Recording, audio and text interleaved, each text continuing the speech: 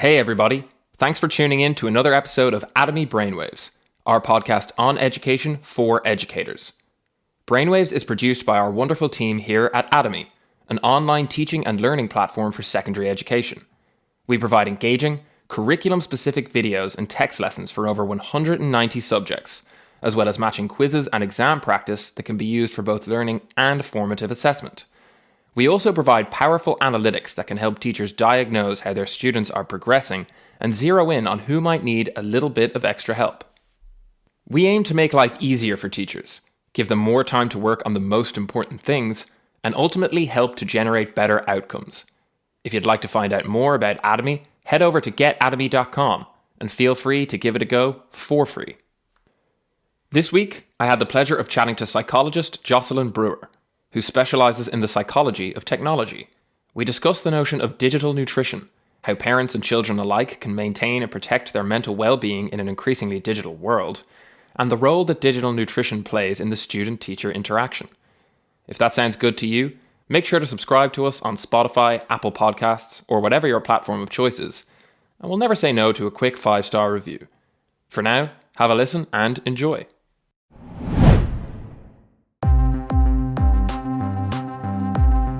Are you going to teach us anything? What, you want me to teach you something? You want to learn something? All right. You got it!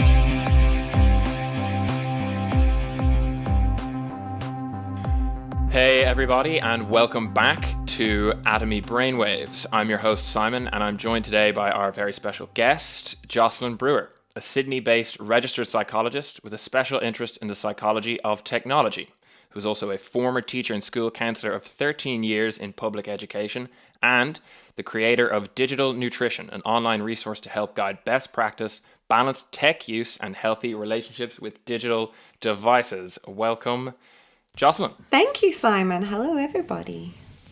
Yeah, it's good to have you on after we had a few technical issues. We did not. We did not need to talk about those. That was We're trying not to keep the our veil issues. Yeah, it was the veil of silence. That's right. Well, look, I want our listeners to know the truth. Wanted to know what we had to get through to get here. The truth is, it was nothing to do with us and everything to do with exactly bits everything of to do metal.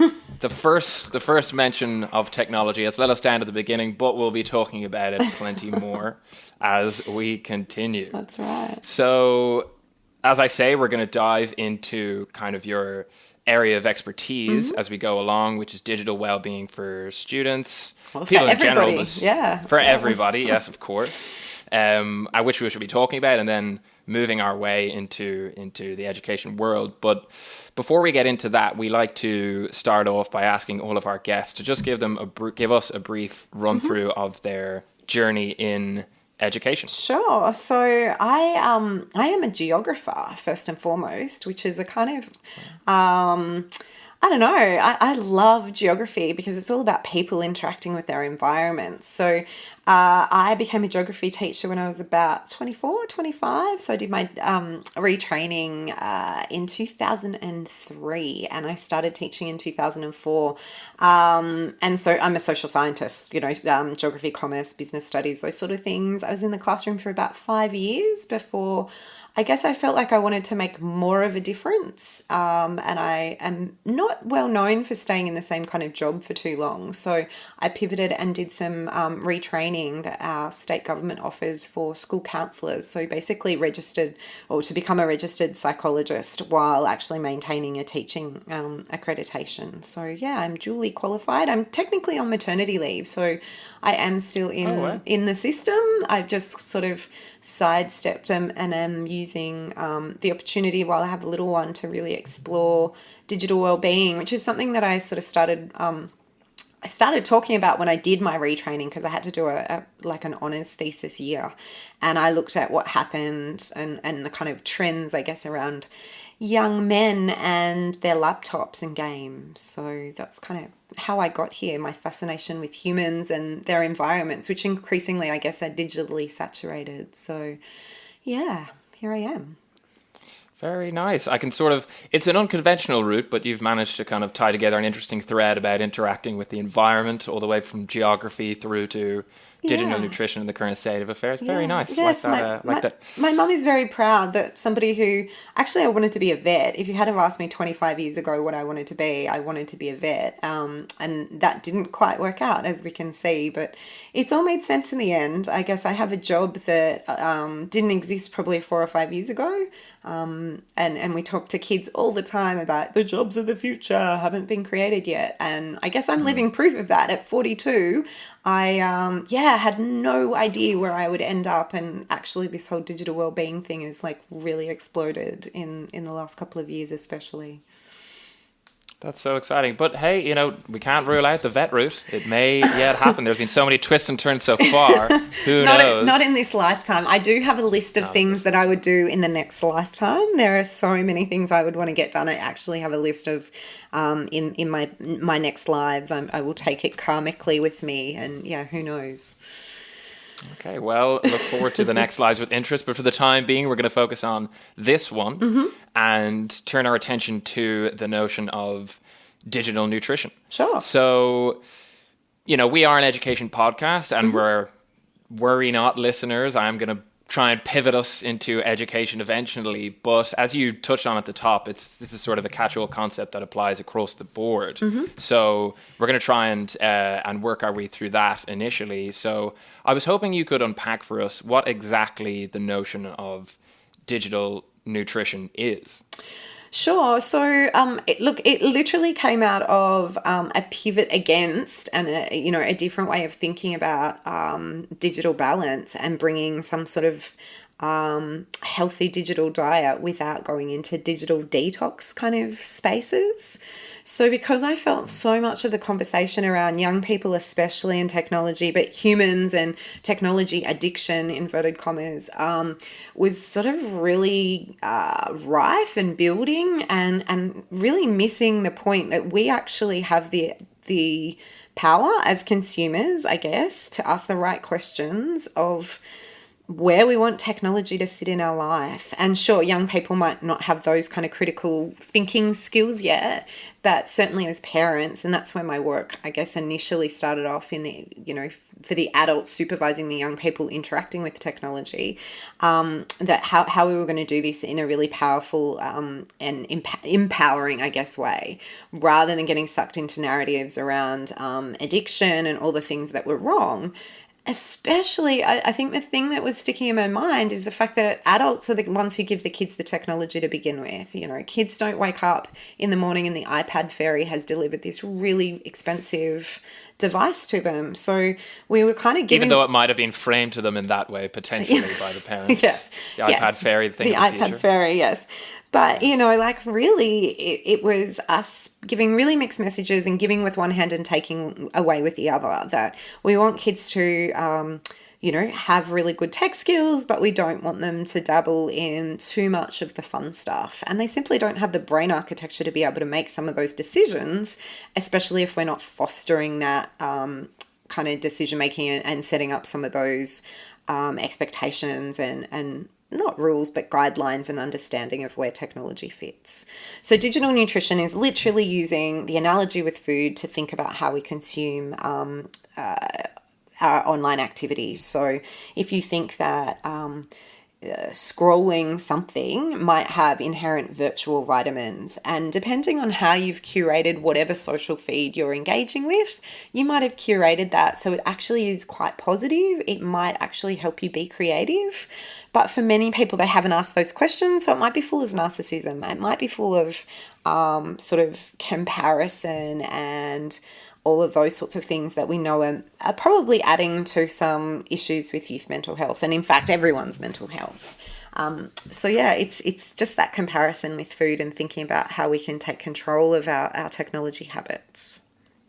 Yeah, and I have to say, I love that comparison with food. It's so accessible to kind of think about because there are so many easy parallels to draw, and kind of leaning into that a little bit.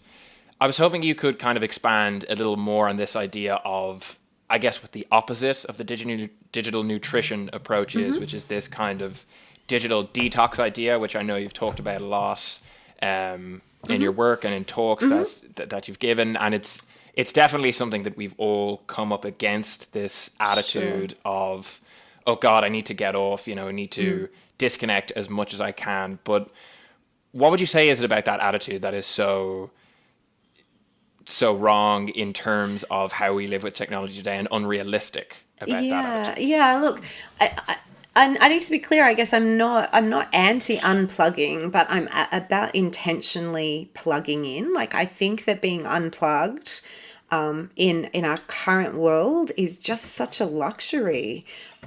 We need to be keeping up with the news at the moment. We need to know how to find trusted sources of news and know how to mediate how often we're checking that. In this COVID-19 crazy fast changing kind of world, it's not about unplugging and putting your head in the sand. It's about not overplugging or not plugging into sources of information which are incorrect, which sometimes are actually set up to do harm. And this is where I guess the media literacy, digital citizenship, the ICT skills, it all converges, I guess, around this notion of digital well-being or, digital nutrition. So, again, it's like we can't do without food. We need to eat. So I don't believe we can kind of do without digital connection in some form these days. Yes, there's lots of places that you can go and spend lots of money and they will hold on to your devices for whole long weekends and give you massages and all of that sort of stuff. But what happens most of the time is people come back to those devices and go hunting and gathering for their connection. And what we need to recognize is the connection is what most people would actually talk about as being addictive. It's not the device. It's not actually the game. It's the connection and the skill building and the sense of self-determination theory, I guess, plays into this really hugely, that they get from doing those activities. So no kid is addicted to a smartphone. A smartphone is just a bunch of wires and components. Until that's connected to the internet and probably has a social media or game platform downloaded to it, they're probably not interested in it. So we need to get better with our language. I think as humans, we're getting really slack with how we use our words, to actually express and be really specific about what's going on for us. So yeah, is the internet making us dumb? Sometimes, because it's the information that we're trying to consume is like taking a drink from a fire hydrant. It's just being blasted in the face. And as humans, we don't need that much information. We actually need a lot of white noise and downtime. So many issues within that kind of overuse space, I guess, and that negative narrative that I'm trying to hack back and say it can be really simple here. Yeah. And one thing that really, I guess, kind of comes up for me through hearing this is, I've heard you talk about this idea there of it all being about connection and that being what is being identified by people, young people, but really people of any age, via their smartphones, via social media. And I guess, would it be fair to say, almost to a certain extent then, that these are, I guess, complex relationship with technology, with online resource, with social media being a prime example of this, is kind of almost in a way a reflection of ourselves. It's really kind of a canvas for the sort of issues that we have amongst each other and connection issues there almost being put on this canvas and amplified as a result? Or would you say that it's more a case of it being, I guess, issues that we only discover through that we weren't previously aware of, but are discovered through these resources? I know that's a long-winded question, but yeah, it's a little bit of both. So why social media is so compelling, like some games are so compelling, is because it plays into the vulnerabilities that we have as humans to need to feel a part of something and to belong. So from an evolutionary perspective, and speaking quite broadly, because it is super complex and it actually requires a certain level of, basic understanding of neurobiology and brain development, and then how technology design layers onto this to actually create particular, behaviors, and those behaviors create ways of thinking and being and feeling and all of the social cultural stuff that then pops out of, memes and TikTok and blah, blah, blah. So, that vulnerability and that need for humans to connect and be a part of something from an evolutionary point of view, we needed to live in communities and to share resources, food resources, but then also tools and all of the other social resources that we had in order to survive, in order for us to actually fill our bellies. So we didn't live in these little discrete nuclear families where we all went off to the shops and bought what our family needed for the apocalypse of COVID-19 or whatever, right? We actually shared all that, and we can see parts of social media and even, some big organizations doing really great stuff around making sure that the community is looked after. So this is kind of how that plays into being such a compelling thing to use. But obviously then as our behaviors and ways of using these technologies shift and adapt and we get more used to that, it sort of becomes a part of everyday life, then new behaviors and new ways of doing things then kind of move through. So, digital self-harm, which is where people actually might bully themselves online or, abuse themselves online in order to seek something, is like a whole new iteration, I guess, of some of the harming behaviors that we might see offline. The dating space, I guess, is amplified then through different pieces of technology. So yes, it kind of plays into what's there, but then it extends that and it absolutely amplifies everything. So I guess a good example in this space too is just the idea that everyone is a publisher and that everyone can speak their mind and share what they think is important to share. And that can be done from a place of absolutely just wanting to be heard and seen and valued, or it could be coming from a place of complete ignorance and damage. So this is where the democracy of everyone being able to have a voice in that space can get a bit wobbly. That media literacy of being able to say, yes, everyone can have a voice, but here's what I'm choosing to actually pay attention to. And I'm not going to get stuck in my echo chamber, and I'm not going to be a keyboard warrior who gets stuck on wanting to take down people who, may or may not have shared from a good place. Yeah. And I mean, within that, I feel like that there's so many different areas that this brings up, right? All of these notions of keyboard warriors, digital self-harm, is all of these things that even a few years ago would have been collections of words that meant nothing put together. Absolutely. And now it's such a pervasive part of the culture. But I suppose touching on those elements which are, can have these harmful effects on people's well-being, can see them utilize these platforms to hurt themselves, to hurt others. I know obviously a huge portion of your work focuses on what people can do to, I guess, protect themselves, implement the right strategies within their own lives. But before we almost delve deeper into that, to what extent do you think responsibility lies in the hands of the Facebooks or the TikToks or the Instagrams or whatever it is? To what extent are they responsible for setting up structures in these kind of online forums to protect people almost from themselves? Or does that undermine the democratic nature of these online resources? It's a really tricky question. And look, I know, and it's one we're only figuring out. Yeah, it's a really complex one, and I guess I'm probably not best placed, even in this short period of time, to try and unpack that in terms of it's a dance that consumers need to be more aware, and I think they are more aware. That first lesson that I would teach in Year 9 Commerce is caveat emptor, let the buyer beware. So increasingly I think parents are, and all of us are quite conscious of what we're downloading and what we're giving away for that free access to our entire social community. So no one is stopping to read the 97 pages of terms and conditions on Facebook.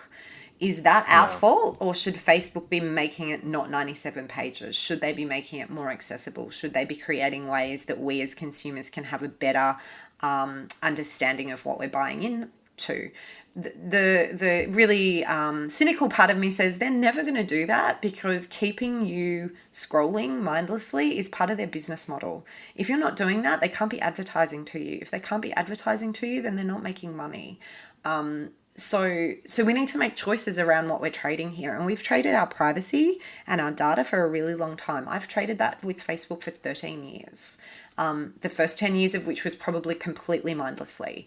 And now I am very, very conscious about what I share and how it works, and that it's potentially too late to undig my heels from that, because I still get something out of it, obviously. I think everybody has shifted their understanding of this, and I think, everybody, when I say both sides of the coin, the consumers as well as the big tech companies, Instagram, we could talk about how Instagram, aka Facebook anyway, have hidden likes and are changing some of the vanity metrics and how that shows up, and whether or not that's actually having an impact for, again, the mental health comparison culture, the anxiety, all of that sort of stuff. The cynical part of me says, well, it just then drives people to comment so that they can have their social proof shown. So social proof being basically, look at me approving of this post or commenting on this celebrity or agreeing with this person. So again, that's another piece that makes social media so powerful, is say, I like this thing, I support this page, I share this meme.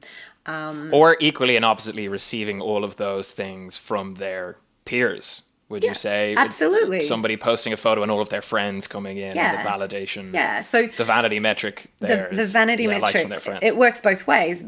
But again, I feel like, hiding that just drives you to commenting. And commenting is a much higher level of engagement than likes or follows. So if you have a really high level of engagement, that's much more powerful than just, how many people clicked a little heart. So again, that drives advertising revenue. That drives the ability for an influencer to, make sponsored posts and spend money and all of that. So, it's a complex web, literally, that we've gotten into, and we're trying to backpedal. And as quickly as we're trying to backpedal, they've kind of got us. And as I say, we need that. Like, parents in WhatsApp groups trying to, sort out sport on the weekend and trying to keep up with everything that's happening. This is our lives now. It's really about how we use the best of it and hack back the parts that are not serving us. In terms of, the question I always ask is, what is the stuff that really matters? If what would you have been doing differently if you got in a time machine and went back to 1998? Would you be reading more books? Would you be exercising more? Would you get to bed on time? Those are the things we need to practice doing, even though technology is right there tempting us. Yeah. Not to say that everybody was, sometimes you can hear this idea of the halcyon days before technology, and I sometimes question whether the people saying that it was all quite as wholesome a picture as they paint. It totally wasn't. Like, in class, I might not be checking my smartphone, but I was writing big, long letters to boys in boarding schools that had nothing to do with what I was studying. I was constantly distracted. I was reading the books I wanted to read inside the religion textbooks that I was supposed to be reading. There were, I was in the library reading philosophy because I didn't particularly like the girls that I went to school with. It absolutely, there was no people sitting on public transport having random conversations with strangers in lieu of having a phone in their hand.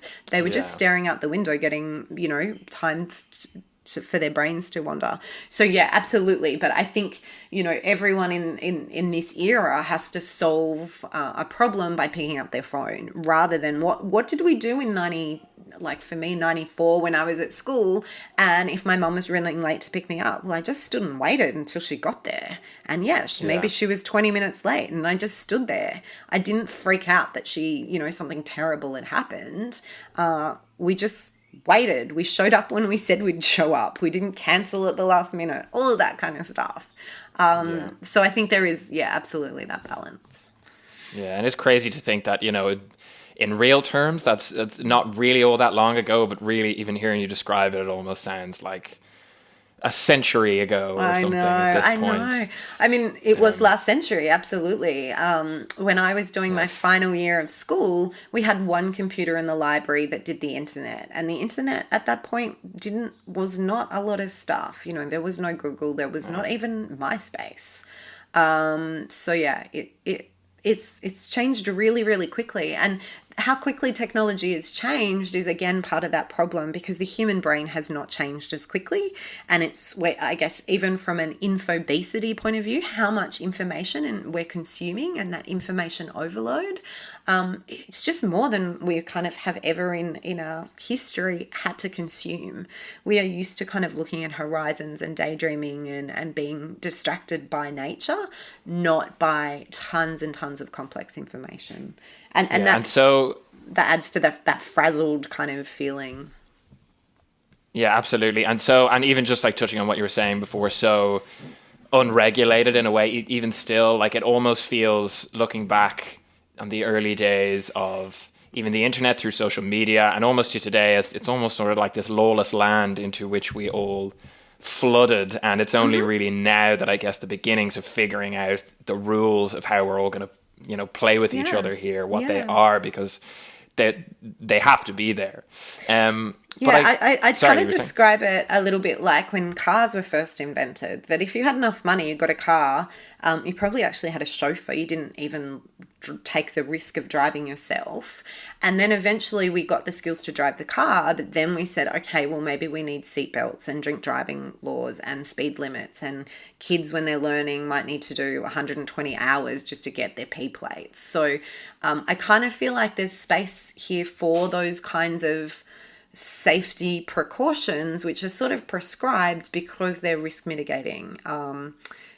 Just based on the fact that in 24 hours, a day is 24 hours, if you're doing more screen time, and that's a blunt instrument in itself, you have to be doing less of something else. Even if you think you're an awesome multitasker. So yeah, we definitely need better guidelines and a better understanding. To hack it back is a lot of what I talk about. Yeah, and the driving comparison definitely is a good one, and it almost just brings to mind just something off the top of my head. I remember hearing a story about how I think it was my grandfather, who for his 16th or his either 16th or 18th birthday had a driving license bought for him as his 18th birthday present, which is just wild to think nowadays that like you could go out and buy this, and retrospectively very dangerous. But it almost makes you think about, so much of, we may very well in years to come look back on how we interacted with the social media at this stage as dangerous in its own way. Obviously a different kind, but dangerous in terms of one's well-being, particularly a young person's well-being, the kind of things that they can be exposed to. Yeah, just the vulnerability, I guess, plugging into some of those systems that have been designed to be pervasive and persuasive. So, they're those two key things. It's not to say it's all bad, like it's not about, it's all dangerous. Like a lot of people before there were road rules drove a car in a really safe way. There's a lot of common sense that I guess kicks in here, but it is, I guess, just about saying that we can't expect kids to know what the road rules are when we've never sat down to talk about them. We've never talked about what does safe and healthy, savvy kind of skills look like. And I think that's one of the problems. This idea of digital native, I think, is super, super problematic, because it gives people the sense that they know what they're doing and that they're like, yes, they're growing up in this place, but they have the skills to survive or get through. And actually they're digital orphans, because there was no generation above guiding them. Who were able to say, well, hey, have you thought about the fact that, you really need to get to bed before 2:00 in the morning, otherwise you're not going to learn tomorrow. That kind of stuff. So yeah, lots of rhetoric, I think, that needs updating. Yeah. Well, I have to say, by referring to the lack of rules of the road and this existence of digital orphans, you've very well preempted my next question and devoided yourself of all responsibility for what I'm about to ask you, because what I was going to ask is this idea of, screenagers is a term that I feel has been ruined for me by people using it disparagingly towards, I guess, even towards me when I was younger, and generations today when they're teenagers. And as you say, these rules of the road, they're an evolving thing. But I wanted to kind of get into the weeds a little bit about the idea of what can be done, what advice can be given, how we can prepare young people, teenagers, to interact with the digital world in a healthy way, in a nutritious way. We've talked about the benefits of that, but in just a practical sense of what specifically can be done. How might you, if you were faced with a teenager and were trying to, I guess, deliver this information, how would you go about it? What are the advice? What are the guidelines that you might try and suggest? So, well, and that's my job, I guess. I go into a lot of schools, or I had been. I don't know what my world is going to look like soon. Hilariously, digital nutrition will probably be delivered digitally instead of face to face. The irony at play. Yeah, yes. the irony of me not actually having done this 2 years ago when I planned to, in preparation for, well, not that I knew this was coming. We're all figuring a lot of things out on the hop at the moment. So look, one of the things that I don't do is prescribe a digital diet to people.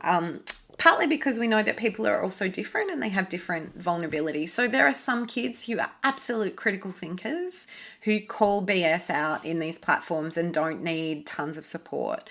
There are other kids that might have, I guess, lower self-esteem, want to fit in different ways, that might need some extra I guess, education around this. And it's kind of like with body image, and all the different things that we might have done with body image or media literacy and all of that stuff in the past. So some of the things that I recommend are logistical ones, like actually understanding how to wrangle your notifications and the impact of being constantly interrupted.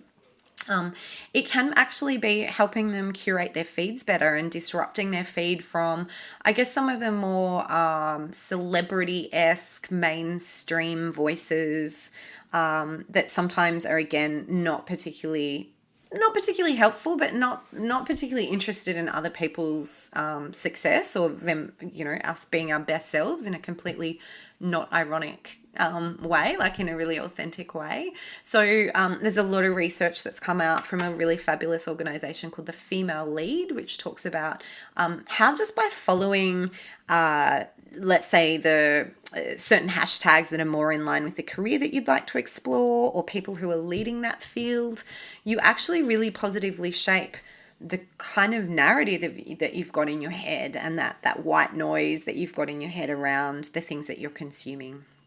A lot of the tips that I give are actually purely like analog, like why sleep is so important. As humans, we are the only species who set alarm clocks and disrupt our natural sleep cycle by waking up at particular times. And that actually is proving to have quite a big impact, especially on our immune system. And again, we're in a situation where having a really well-functioning immune system is very, very helpful. So vitally important. Really, now, yes. Yeah. So just things like, and I get that we live in a world where some people have to get up at, a particular time to get to work, but there's also a kind of narrative that we need to get up early and have, amazing mornings and do all of this stuff in order to be productive and in order to kind of, be our best selves. So just the guilt of oversleeping, waking up at 10 and being like, no, my day is ruined. Yeah. And look, we go through... A feeling I know only too well, but continue. Yeah. Oh, me too. Absolutely. I have a 3-year-old who is my alarm clock and unfortunately wakes up, at 6:30 instead of 7:30, which is when my natural kind of body clock would go. But I see. Yeah, I can't remember what I was going to say. My apologies, I've interrupted you. No, that's okay. Stream of thought with my anecdote about my own terrible morning self. Yeah, and look, that's a really good example because teenagers especially tend to go to bed later and wake up later, and schools obviously start usually at some time around 9 o'clock, and we go through these phases where everyone comes up with the brilliant idea that school should start later and finish later because then it would, help with traffic and peak hours and all of those sorts of things. So, absolutely we could think about hacking into human circadian rhythms better. There's all sorts of ways that we can look on different lenses that we can look at the interaction, the impact of our interacting with devices, positively and negatively. I think Celeste Barber, for instance, does a really great is a really great example of somebody who tries to call out the comparison narrative and just the total BS that some media pushes out there. And there's lots of, great apps and different tools that we can use for learning or meditation or productivity or focus and all of those things. So they're what I call the digital superfoods, I guess. They're things that actually help us be more aligned to the stuff that matters. Hey folks, hope you're enjoying the episode so far, and we've got plenty more to come after this quick break. Here at Atomi Brainwaves, we're all about education, and not just for students, for ourselves too. We would love to hear from you, whether that's feedback on one of our episodes or a question you'd like to see answered by one of our guests or by Sue. So, if you've got a comment or a question, don't hesitate to email us at brainwaves@getatomy.com. Looking forward to hearing from you. In the meantime, let's get back to it. Yeah, interesting. And there's really just coming across that there, again, like everything that's really coming up within this conversation is so broad is the field that the flips, and it can feel like there's an overwhelming weight of problems then. But in actual fact, the field of things that we can do in response to that is broad too, right? There's all of these, I mean, that notion of sleep and interrupting the sleep cycle and the role that the digital element of an alarm clock on one end, or even, I guess, looking at your screen on the other end plays is something that I never even really would have considered, but just hearing you talk about it, there is such a wide range of avenues to respond and figure out a better mode of digital well-being. Yeah. And a lot of it sits within a kind of socio-cultural thing. Like, we are rest resistant. We don't value sleep. People who sleep too much are lazy. When you're awake, you're productive. Well, no, you're not. You're actually a walking dead person sometimes because you're pushing yourself too hard and you're not listening to and attuning to not just your circadian rhythms, but then the domino of other rhythms within that body clock that happen. From your metabolism to all of that immunity stuff. So, and that comes from the fact that we work 9 to 5 generally. That is shifting. The nature of work is shifting. The nature of learning is shifting. And as that shifts, the digital is almost taking the slack and picking up the slack for some of that. We're not moving as much as we should and need to be to keep well. Our minds, all of my grandparents lived into their 90s. Now, whether or not that's a great thing, they had beautiful long lives, but by the end of it, the body is still kicking along, but the brain is checked out. There's a whole range of different things going on here. And that's why we see so many older people on their devices too, because they're playing Words with Friends and Sudoku and all of these sort of brain training games to try and help stave off dementia and keep active and all of that sort of stuff. So multiple ways that we can view these issues. And that's why the research, I guess, is sometimes so hard to read into, because it comes from such multidisciplinary sort of perspectives that a person who for their whole life has studied exercise hasn't stopped to understand the nuances of screen time. And really what we should be saying is screen-based media use, like all the millions of things that we do with our screens and the different activities that we're doing, and many of us, like that, we've been on the phone to our family in Santa Fe, New Mexico this morning, and just, to share and catch up and talk to them before all of this, we kind of wait out the next couple of weeks. That's very digitally nutritious that we could actually have that conversation and see one another and kind of calm each other down just from having that eye contact. As opposed to, I could have gotten up this morning and tried to read every single thing on the internet about this, only to make myself more anxious rather than more informed. So it's that kind of balance. And it's different for everyone, because different people have different needs. Some people can consume that information and make sense of it and do calm down. Other people just lose it. Yeah, which is it's very understandable how that could occur. But I guess that brings to mind another question I wanted to ask you, because just in relation to this issue, you say that, some people by the time they reach a certain age probably know themselves well enough. Well, not always, but probably know themselves well enough and to understand how they're going to interact with digital resources. You talk about the fear that can come from reading these different sources, but a lot of people are clued in to know that you can't believe everything you read. But I wanted to go to the other end of the age spectrum for a minute and talk about, I guess, smaller children, younger children, below 10. Yeah. It's really an area where I guess there are different schools of thought, and of course, as you've said, it's all about digital nutrition rather than this idea of detox, and that totally makes an awful lot of sense in relation to older people. But I did want to ask where you stand on the idea of screen time and the use of digital resources for very young children. There are different schools of thought. There are those that say there are those that say blanket ban until a certain age, but then, the flip side of that is, well, they're not ready for all of the things that'll come all at once. But, there's obviously dangers that people have spoken about, potentially to attention and various issues from someone having a phone all the way up. Yeah. Again, it's a bit of a minefield to figure out, but where do you fall on the spectrum? How do you think that issue is best resolved in relation to a young child? Yeah, so even within the 0 to 10 bracket, there's different stages of development, obviously, and different needs that they would have for learning. So absolutely, I'm kind of the train of thought generally, the more we can spend time away from devices, the better. So, being able to FaceTime and have video calling and connection is a really fantastic thing.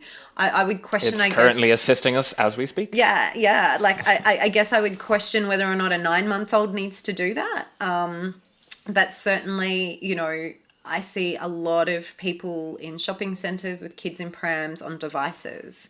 And it's a question of what we're losing by not being present to that environment. All right. And again, this is probably a part of me as a geographer that goes back to the sense of being a flaneur, being able to walk through a city and notice and be present and think and just be aware. And I guess we're not creating that awareness of our environment and our surroundings if we're constantly head down in devices.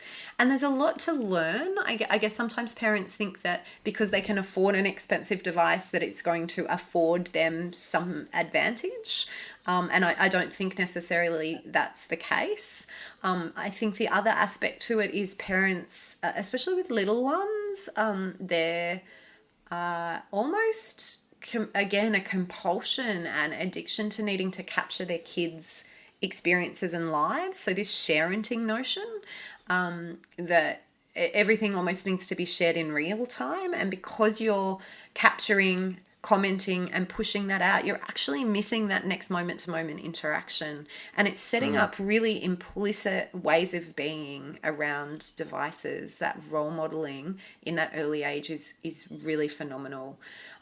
So I spend a lot of time watching and observing people and trying to think about the bigger context, because it's really easy to shame parents in a cafe, and it's almost every morning in a cafe while the little one sits on the device and she drinks her takeaway coffee in a throwaway cup with her friends who are all doing that. Like, I could be super judgmental, and I really hope that little boy goes and plays all day long and that's the only time he uses a device, but my guess is probably not. So there's a whole range of things that are being missed there. The opportunity to have language and to have that dyadic interaction, and to notice things around you. So even being pushed around in the pram, noticing the birds or the flowers or the digger or the, whatever's kind of happening. So for the little ones, and look, I've got a 3-year-old, and at the moment she thinks her Etch-a-Sketch is an iPad, so I'm really happy with that.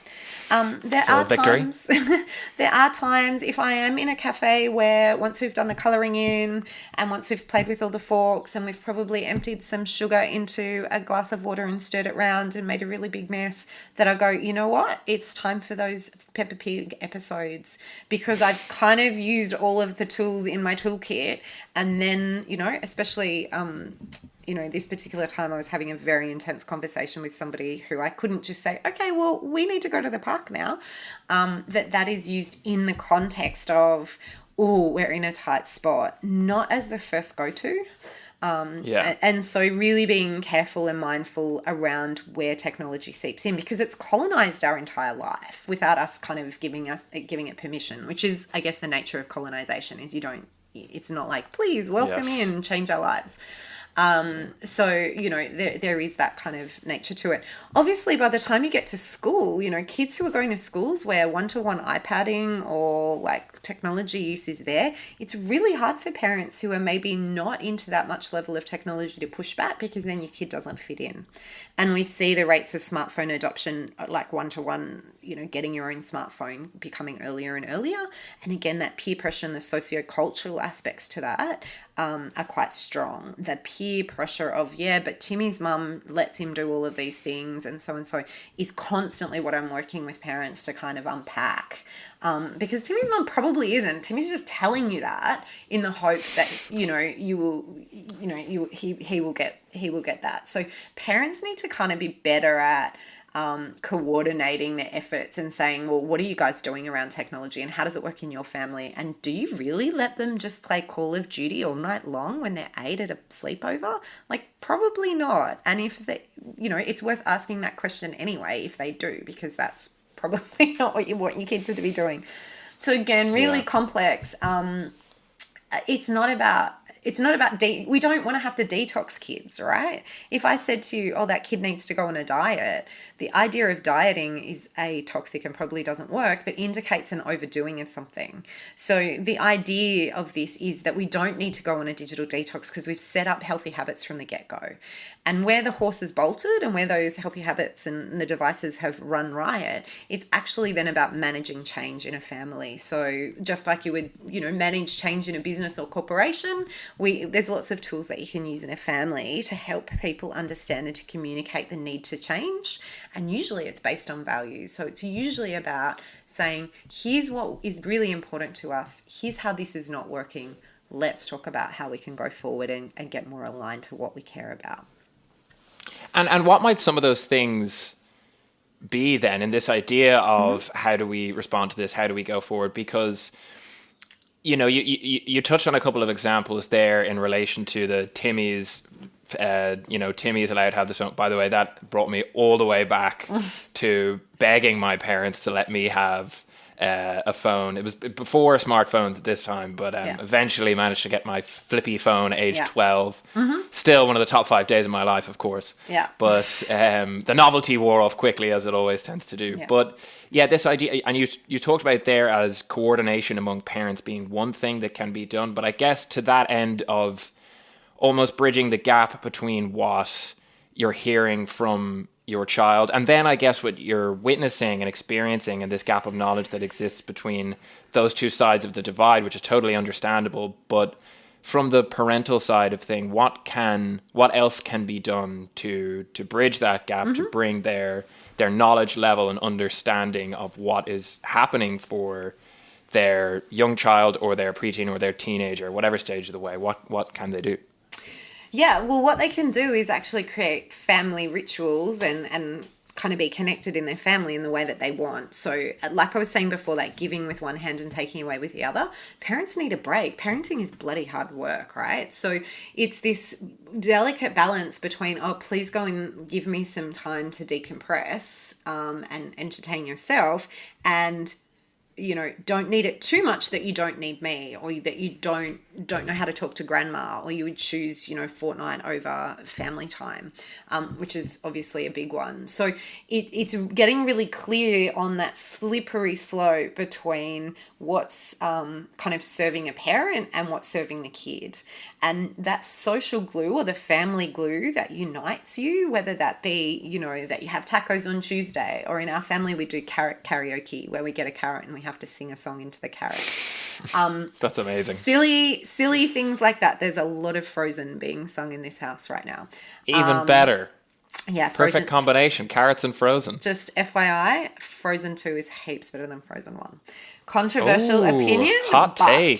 I haven't seen Frozen 2 yet myself, but I'll reserve judgment. I've only seen it 3 times, so okay. Well, you are the expert in that case. I defer to your knowledge. But like little things like that actually are your family's thing. Whether it be particular little ways that you say goodbye, or little things that you do, And that's that glue that keeps bridging stuff.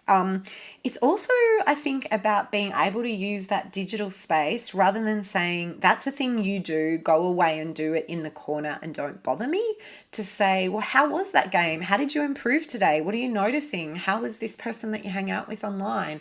All of those kinds of things, like all of the questions that you should be asking instead of how was school, which is a lot of, what did you learn? What made you laugh? What made you curious? What pissed you off?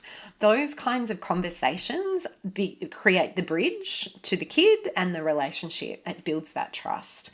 And whether they're playing Fortnite or whether they're playing Cowboys and Indians in the backyard, which again, we would these days probably have questionable sense of the meaning of that game and whether or not that's actually in line with our values. There's still something to possibly explore. Needs to be reframed. Yes. Yeah, you know what I mean. But whatever game is probably just playing Fortnite in real life in the backyard. If you happen to have a backyard, that's another really big question. In a place like Sydney, we've got a lot of development and pretty much any big cities, if you're living in the inner city, you're living in an apartment, you don't have a backyard. Like, I'm looking at my backyard and my 2 chickens run around and my grass that needs a really big mow. And, I'm really lucky that I've made choices around where I live that I can have that space. I also have a big commute into the city if I want to get there in a hurry. So, it assumes, some of this techie stuff assumes that you have the analog alternative. And sometimes we can't make those assumptions. We can't even assume necessarily that town planners are planning in green spaces and community spaces these days either. It's about the family actually sitting down and thinking about what's important, thinking about what that looks like. If you're not on screens, if your kid isn't kind of more interested in screens than they are with you, what does that look like? What do you do? You actually have to have meaningful alternatives. And I think some of the alternatives that are coming out with COVID are really interesting, like, choreograph a dance, have a paper plane flying competition, all these things. Like, yeah, cool, but like kids are going to laugh in your face if you suggest these things compared to the kinds of activities they've been used to be doing online. So yes, exactly. Rather than choreograph a dance, steal a dance off TikTok. I think that might be a more fruitful avenue. That's right. Like, how good can you get at certain dances on TikTok? It's kind of like this nostalgia for the analog versus our the world that we really live in. Jordan Shapiro has a really great book called The New Childhood, which really digs into this nostalgia for, it's such a beautiful time, our childhoods. For most people, they can, find some time to reflect. Well, they can think about a time as a child that was really wonderful to reflect on. That we have this longing for what was in a world that is not that anymore, that has gone. For many parents too, because we're using our phones probably excessively as well. Not necessarily because we're making TikToks or watching TikToks, but we're paying bills or we're, in WhatsApp groups and we're doing all of those sort of life administrivia things. And games going on in the background, if we're being totally honest. Totally. And that's I guess if we're talking about strategies, another strategy that parents can do with their own phones is each time that you go and pick up your phone is to say, hey, I'm just going to go and check the weather to work out if we need to take an umbrella. I'm just going to go and check the news to work out whether or not the shop is open, or whatever it might be. Yeah. Because kids think that all we do on on our phones is the same stuff that they would be doing. And that's obviously not the case. So another big one is, not to be super gendered about it, but a lot of dads who might come home and use their laptops and be working.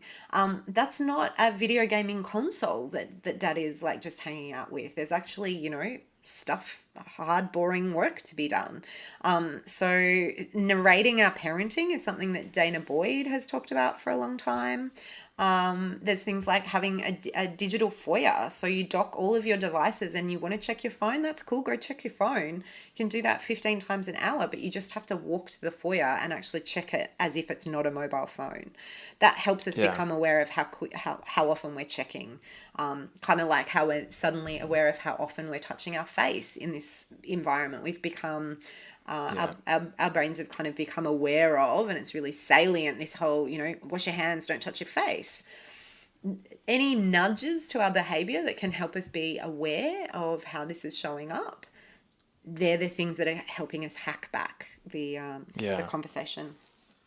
And if a common thread can be picked through, there's so many different great suggestions in there, but it's almost clear lines of communication can make such a difference. Yeah. Both going, from the parent to the child, from the child to the parent. It's in a way from the parent to themselves, this idea of being aware of what you're doing and having those open lines makes such a difference. I feel like we could keep the focus on the family and that dynamic for ever and ever and ever. But at the end of the day, we are an education podcast. So if we can, for the last segment of our chat, I'm going to try and steer what we've been talking about, move the whole ship into the direction of schools and how, obviously, going back through it, a lot of the things you've mentioned, you can very easily see how that applies to teachers with students as well as in the same way that it applies from parents to child. But I just wanted to pick your brain a little bit on what aside from things that we've already mentioned, it is that teachers can do within the classroom context to uphold the digital or the well-being in a digital world of their students. Yeah, so one thing that I think is really important is that we're not just kind of downloading any old education, inverted commas, app and trying it with kids, that we actually are selecting, appraising and identifying apps that are truly educational and that we know have an educational value to them. What I see is a lot of people going, oh, here's an app, I'm going to download that and try it on my kids. And I don't think that is a particularly helpful way of using technology. Again, I think that teachers need to consider really intentional and intelligent uses of technology. So again, it's kind of that top level reward. It's not just necessarily like we used to get our books out and draw a margin, that you would get your laptop out and get ready to learn with this tool. So for many schools, it's actually, reeling or winding back where technology sits, that, again, your very fancy laptop is sometimes just a glorified textbook. That's not necessarily what we want either.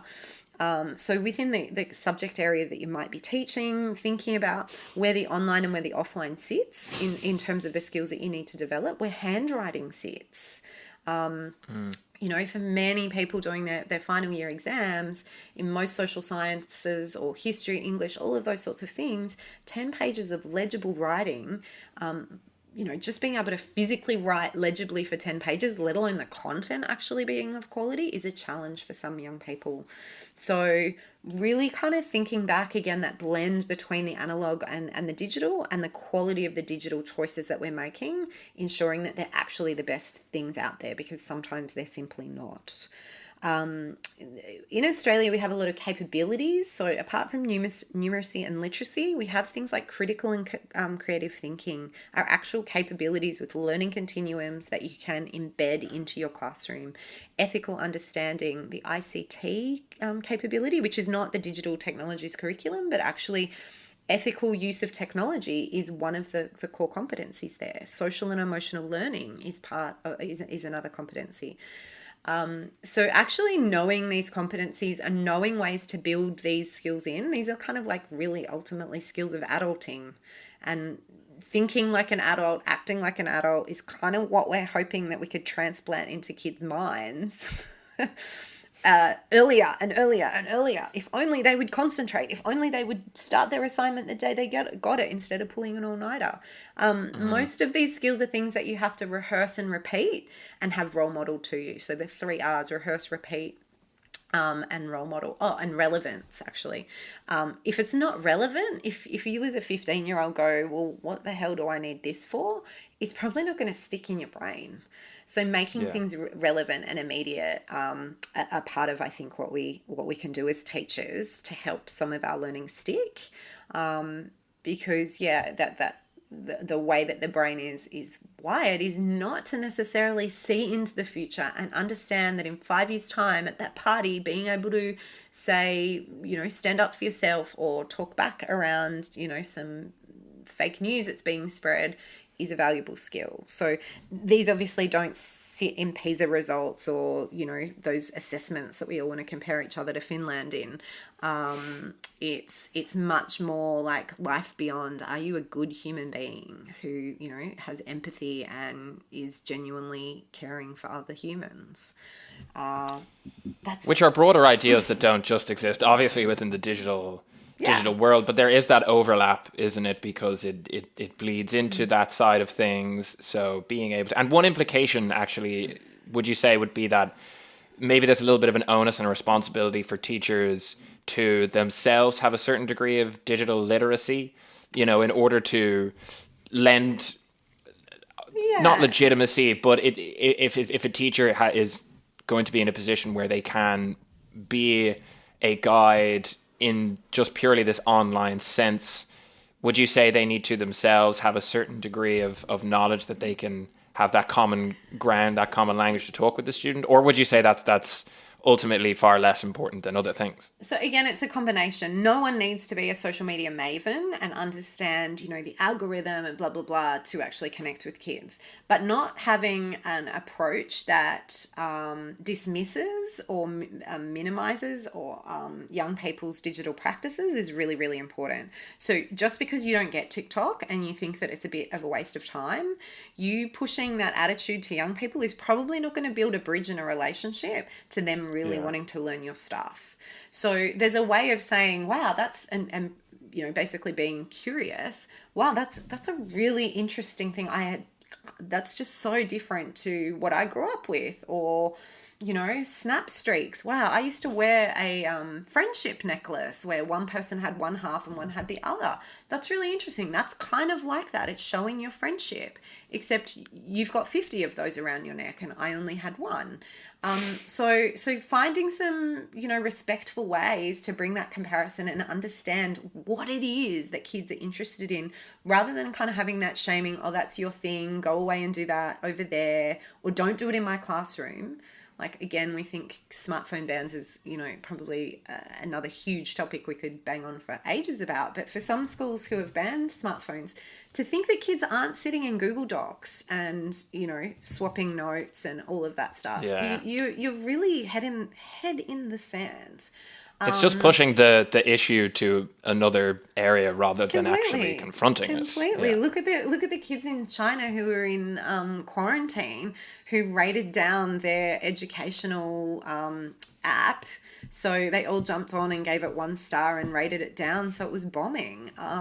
We have to be really respectful about the power and the growth mindset and the skills that young people have in making stuff happen that is sometimes quite, disruptive, to use that word. We want people to disrupt, but only in particular ways. Otherwise, you're just a naughty little larrikin who, is doing the wrong thing and will be on detention. So, I like talking to kids more. I think bringing that curiosity. And not again, those fearful. Open, clear lines of communication. Yeah, absolutely. Like, you want to know how TikTok works? Go ask your kid, right? You want to know what's going on in kids' worlds? Maybe just ask them in a respectful way, rather than making them feel belittled because that's their world now, and that you don't get it, and so it's scary. And Douglas Adams talks about that, like, technology that's created once you're 35 is like against the natural order of things.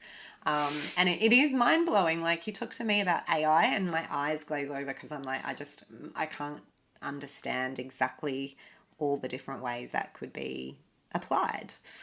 I have to work very hard with my old brain to fit it in and to wrap my brain. I'm sure you're selling yourself short. I'm sure you're could be an expert if you wanted to be. If I wanted to be. Yes. Next lifetime. Put that on the next lifetime. Yes. Alongside being a vet. We'll put that on the list for next life. I'll be an AI vet. Oh, that probably will be something. Who knows? So just one other thing that occurred to me to ask you before we wrap up our long chat is you spoke about picking the right online resource. And obviously a lot goes into that in terms of how helpful it is to a student in terms of like the curriculum side of things, the academic side of things. But from the perspective, because ultimately, you know, an online resource for education is what we are here at Atomi. And coming in it from this perspective of digital nutrition, of well-being, obviously we've got to take care of the curriculum side of things, but you know, it is very important for us here to be a resource that is valuable in more than just a very perfunctory sense, you know, and we're regularly brainstorming ideas about how to be helpful in with respect to well-being as well as just studying. What can an online resource do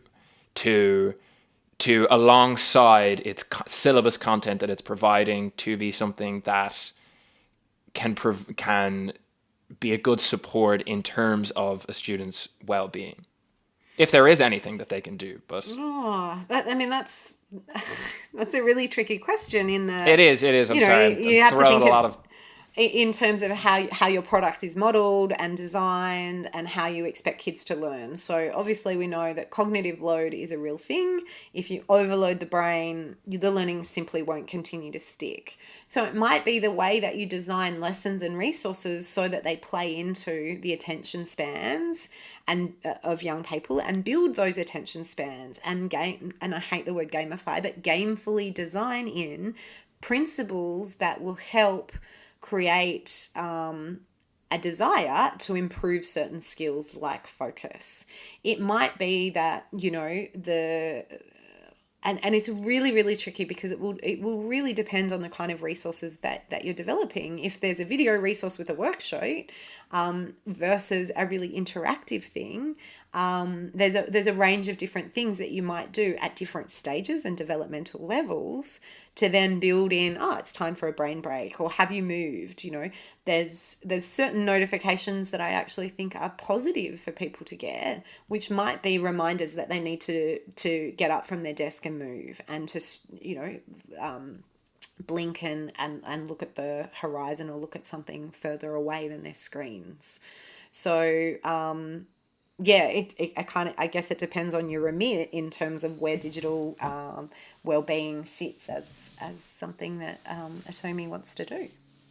Yeah. Well, and I mean, look, obviously, at the end of the day, as we've covered in detail, it's the human element, the human connection that is where ultimately the most important and the truest value lies. But hey, look, we're always open to advice from anywhere. So why not try and squeeze a little bit in here and there? Small consultancy fee, I'm sure I can help you further. Excellent. We'll continue that discussion after the recording. Yeah. Well, I feel like we could go on and on, but unfortunately unfortunately that's probably all the time that we've got for today. But before you go, we like to finish up by asking all of our guests for a fun little piece of advice for people in the world of education. Maybe it could be an anecdote from your days in teaching, days in education yourself. Just something for teachers out there that can possibly help them a little bit along the way, or even just put a smile on their face. So, look, if there's anything that springs to mind. Yeah, look, I think teachers kind of are so sick about hearing about their own self-care because it's not modelled from the top, and certainly in Australia at the moment there's a sense that not closing schools is putting teachers at the front line of some stuff. But it's actually to really take a step back and remember that if you haven't looked after yourself, you can't give to other people. That whole put your own oxygen mask on first. You can't fill from an empty cup. And to have, some really clear day-to-day, week-to-week self-care strategies, as well as how you rest and recuperate in the holidays. Because, that biorhythm of, well, in Australia, we have 4 10-week terms approximately, that we do these marathon of 10 weeks and then we rest and recuperate. But we still need to look after ourselves on the weekends and in the evenings. So thinking about that, and staying engaged with self-care as a really important practice rather than just something that we just go, we'll do that in the holidays. So, just from a bigger,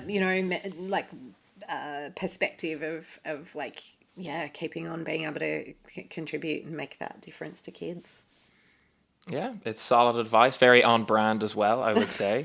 So tying into this idea of well-being. So Well, you know, I'm a very good. psychologist, so, you know, it's Yes, what I do. all roads. For now, the vet career is just around the corner. Until I pivot and I'm a psychologist for animals. No. Oh, hey, could be a little market there. Who knows? Crazy. A new little niche to find. Maybe.